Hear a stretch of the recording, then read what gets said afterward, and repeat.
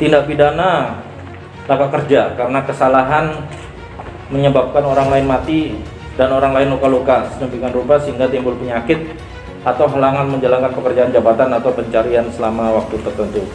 Perkara ini adalah perkara meninggalnya 2 orang, satu warga negara Indonesia, satu warga negara asing, dan mengakibatkan luka beberapa warga negara asing yang bekerja di PT Mineral Palangkaraya Prima MPP di Desa Lahe Mangkutuk, Kecamatan Mentange, Kabupaten Kapuas.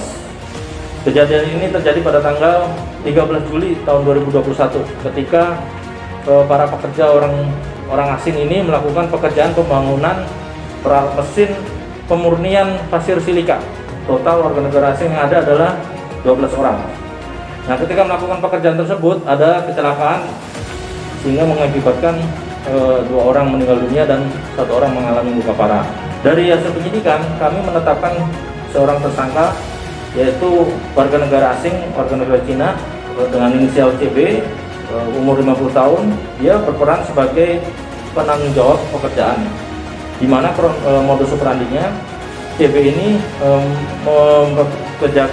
merekrut orang-orang asing ini untuk melakukan pemasangan alat di perusahaan PT MPP tersebut.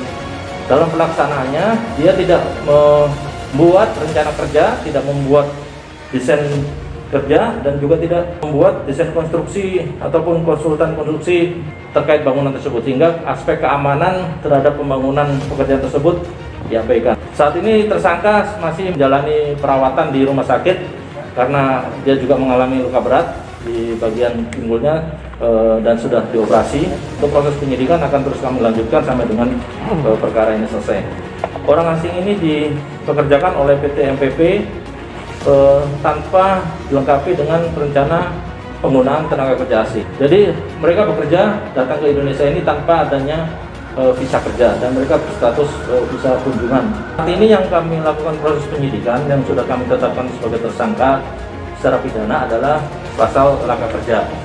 Sedangkan untuk penggunaan tenaga kerja asing sesuai dengan pasal 190 junto pasal 42 ayat 1 Undang-Undang Nomor 11 Tahun 2020 tentang Cipta Kerja, sanksinya adalah sanksi administratif.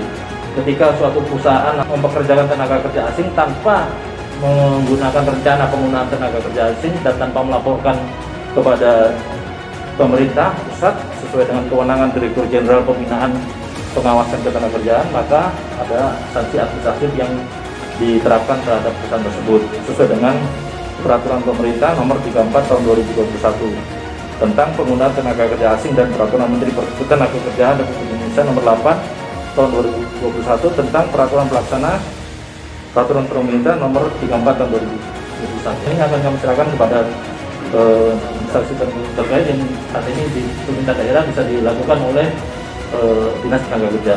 Nah, terkait tenaga kerjanya juga pasti akan dideportasi nanti oleh pihak imigrasi ketika proses penyidikan kami sudah selesai.